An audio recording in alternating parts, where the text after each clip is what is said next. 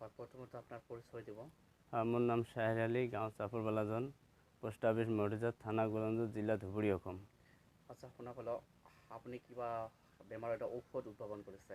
হয়, চুগাৰৰ মেডিচিন আমি উৎপাদন কৰিছোঁ। হয়, কেনেকৈ মানে কেনেকৈ উদ্ভাৱন কৰিলে আৰু মানে মেডিচিনটোৰ নাম কি হ'ব আৰু মানে ক'ৰ পৰা আপুনি শিকিলে সেই বিতংভাৱে জনাব। মানে আমি এইটো শিকিলোঁ আমাৰ আজিলৈকে 400 বছৰ আগৰ পৰা এটা কিতাপ আছিলে। এই কিতাপৰ পৰা আমি মেডিচিনখিনি ওলাইছোঁ।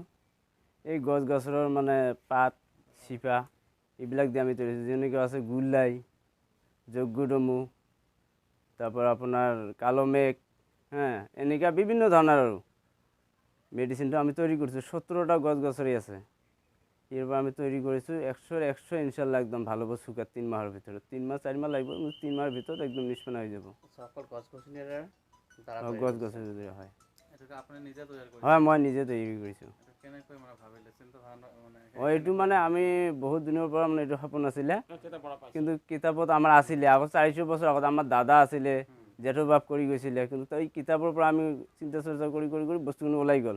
যেতিয়া ওলাই গ'ল তেতিয়া আমি মানে কি হৈ গ'ল, হেৰি হৈ গ'ল। মেডিচিন কি দিছে মানুহক? হয়, লৈ গৈ আছে মানুহে, খাই আছে।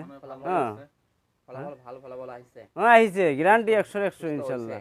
হ্যাঁ, 100 গ্যাৰান্টি আছে ইনশাল্লাহ। এনে ঔষধ মানে যে উদ্ভাৱন কৰিছে কিবা আনুষ্ঠানিক শিক্ষাটো লোৱা নাই?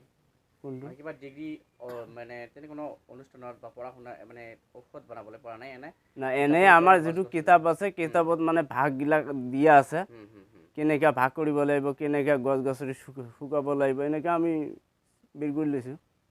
তাতে সব আছে, এভৰিথিং আছে। কিমান দিনত মানে ভাল হোৱাৰ সম্ভাৱনা থাকে? 3-4 মাহৰ ভিতৰত ঠিক হ'ব ইনশাল্লাহ। 4 মাহৰ ভিতৰত সম্পূৰ্ণ হ'ব। একদম ক্লিয়াৰ হ'ব।